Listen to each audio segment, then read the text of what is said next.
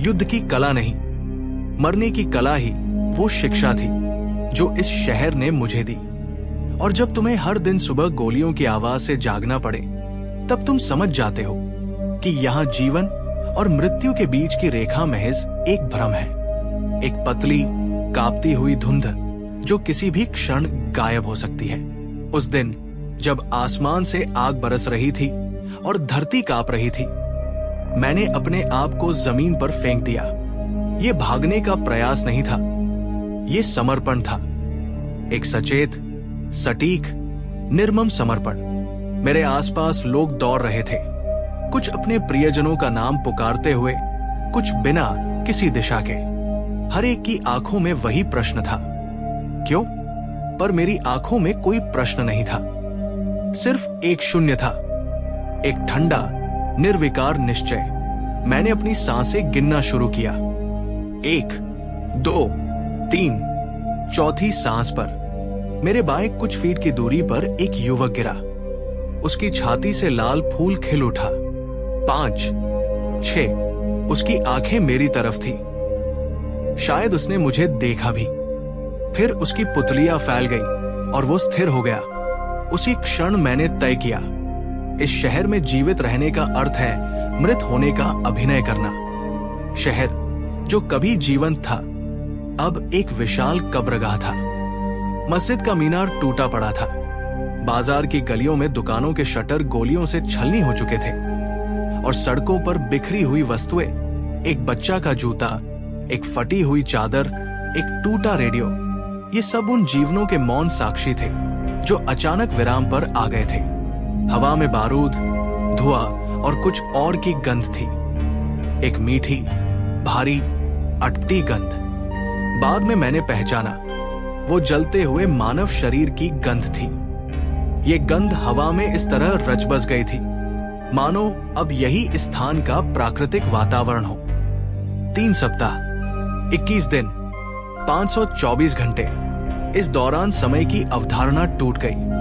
दिन और रात का अंतर मिट गया। रातें विस्फोटों की लाल रोशनी से जगमगाती और दिन धुएं के काले पर्दे से ढके रहते। भोजन की तलाश एक खतरनाक खेल थी। पानी की एक बूंद के लिए जान जोखिम में डालनी पड़ती। पर सबसे बड़ा खतरा था दिखना, दिखाई देना मृत्यु का निमंत्रण था। स्नाइपर की दूरबीनें हर खिड़की, हर झरोखे, हर ब्रेक में तलाश कर रही थी। उनके लिए हर गतिमान वस्तु एक लक्ष्य थी, चाहे वो एक दौड़ता हुआ आदमी हो या हवा में लहराता एक टाट का पर्दा। मेरा पहला अभिनय अधूरा था। डर से मेरे अंग कांप रहे थे, दांत बज रहे थे। मैंने अपने आप को एक टूटी दीवार के सामने फेंका, आंखें बंद की और प्रार्थना करने लगा। भारी बूटों की आवाजें पास आई। एक सैनिक ने मुझे लात मारी। दर्द से मेरी सांस रुक गई, पर मैं हिला नहीं। ये तो पहले से ही मरा है, एक खुरदरी आवाज ने कहा।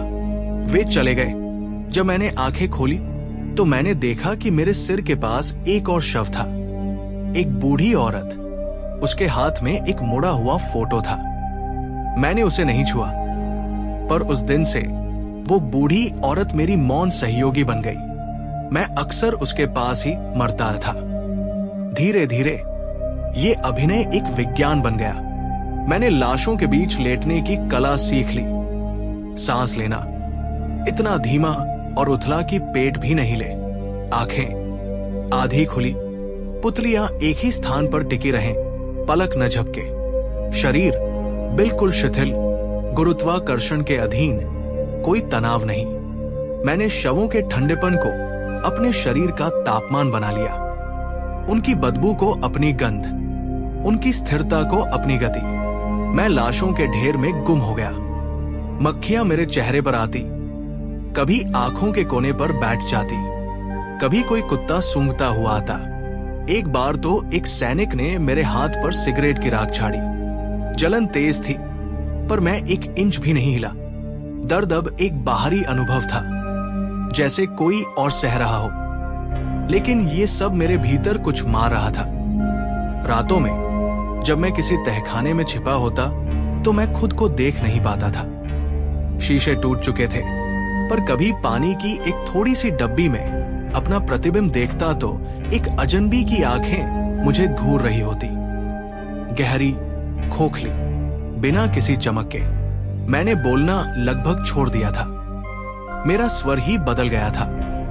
जब कभी किसी जीवित से बात होती, ऐसा बहुत कम होता, तो मेरी आवाज एक फुसफुसाहट से ज्यादा नहीं होती, जैसे कोई कब्र से बोल रहा हो। मैंने सपनों में भी मरना शुरू कर दिया। सपनों में मैं हमेशा लाशों के ढेर में ही होता, पर इस बार मैं वास्तव में मरा होता। मैं ऊपर से अपने शरीर को देखता और एक अजीब शांति महसूस करता, फिर जाग जाता, ठंडे पसीने में भीगा हुआ, और फिर से उसी नाटक के लिए तैयार होता। फिर वो दिन आया जब आवाजें बदल गई। विस्फोटों की जगह ट्रकों के इंजनों की गर्जना थी।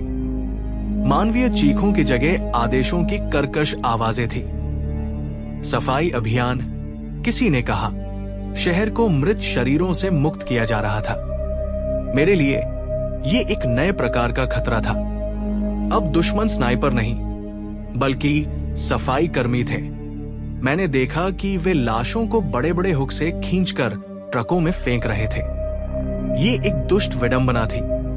जिन लाशों के बीच मैंने इतने दिन शरण ली थी, अब वही मेरी वास्तविक कब्र बनने जा रही थी। जब वे मेरे पास आए, मैं उसी टूटी दीवार के पास पड़ा था। मेरी सहयोगी बूढ़ी औरत अब भी वही थी। एक आदमी ने उसके पैर पकड़े, दूसरे ने कंधे। उन्होंने उसे एक झटके में उठाया और ट्रक की ओर फेंक दिया। फिर मेरी बारी आई। उनकी मोटी दस्ताने वाली उंगलियां मेरे टखनों पर कस गई। उनका स्पर्श जीवित था, गर्म था। मैंने अपनी सारी इंद्रियों को शून्य कर दिया। मैं एक बोझ था, एक वस्तु। उन्होंने मुझे उठाया। हवा ने मेरे चेहरे को छुआ, और फिर अंधेरा। मैं लाशों के एक नरम लेकिन दबाव वाले ढेर पर गिरा। मेरे ऊपर और शवाए। एक का हाथ मेरे मुंह पर आ गया। सांस लेना मुश्किल हो रहा था। ट्रक का इंजन गरजा और हम चल पड़े। ट्रक के अंदर का संसार नर्क था। गर्मी असहनीय थी। हर झटके के साथ शव दबते, खिसकते, मुड़ते। कहीं से तरल रिस रहा था, शायद खून, शायद कुछ और। मैंने अपना मन एक और स्थान पर केंद्रित करने की कोशिश की। एक हरा मैदान, एक शांत नदी। पर यहाँ की वास्तविकता बहुत जबरदस्त थी। एक शव का सिर मेरे कंधे पर टिका था। उसके बाल मेरे गाल से चिपक रहे थे। तभी ट्रक रुका। बाहर आवाजें आई, जल्दी करो, इस गड्ढे में सब डाल दो। गड्ढा शब्द ने मेरे स्नायुओं में बिजली सी दौड़ा दी।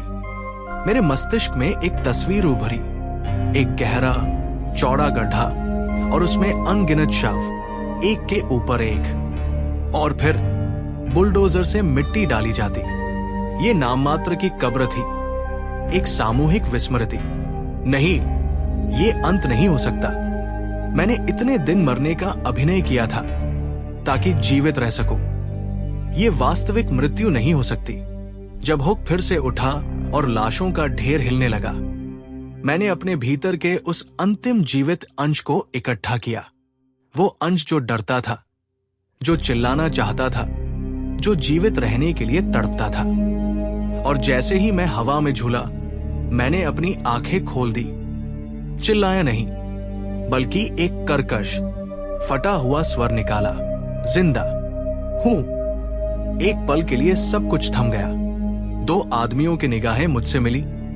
उनकी आंखों में हैरानी थी, फिर घृणा, फिर एक तरह की झुंझलाहट। उन्होंने मुझे हुक से खींचा और जमीन पर पटक दिया। धूप चुभ रही थी, हवा ताजी लगी। 1 बज गया है, किसी ने चिल्लाया। मुझे एक तंबू में ले जाया गया। एक नर्स ने मेरा चेहरा पोंछा। पानी की एक बूंद मेरे होठों पर पड़ी। वो स्वर्गिक अमृत थी। शारीरिक रूप से मैं बच गया था, पर मनोवैज्ञानिक रूप से मैं अब भी उस ट्रक में उन लाशों के बीच फंसा हूं। आज सुरक्षित कमरे में बैठा, जब कोई दरवाजा जोर से बंद होता है तो मेरा शरीर सिहर जाता है और मैं जमीन की ओर देखने लगता हूं। वही लेटने के लिए। मेरी नाक आज भी कभी कभी उस सड़ांध को महसूस करती है। मैं भीड़ में नहीं जा पाता। उनके शरीर का ऊष्मा, उनकी हलचल, ये सब मुझे उस ट्रक की याद दिलाता है। मैंने जीवन के लिए मृत्यु का मुखौटा पहना था और कभी कभी मुझे डर लगता है कि कहीं वो मुखौटा ही मेरे चेहरे से चिपक तो नहीं गया। कहीं मैं वास्तव में उस अभिनय में, उस शून्य में तो नहीं खो गया। पर फिर मैं अपनी धड़कन सुनता हूं। ये तेज है, अनियमित है, पर है। और मैं जानता हूं कि उस शहर ने मुझे एक कला सिखाई थी, न सिर्फ मरने की, बल्कि मरते हुए भी अपने भीतर के एक छोटे से दिए को बुझने न देने की कला। वह दिया आज भी जल रहा है, हल्की कांपती लौ में, पर जल रहा है। और शायद जीवन का सार यही है, हर हाल में किसी भी मुखौटे के पीछे उस लौ को जलाए रखना।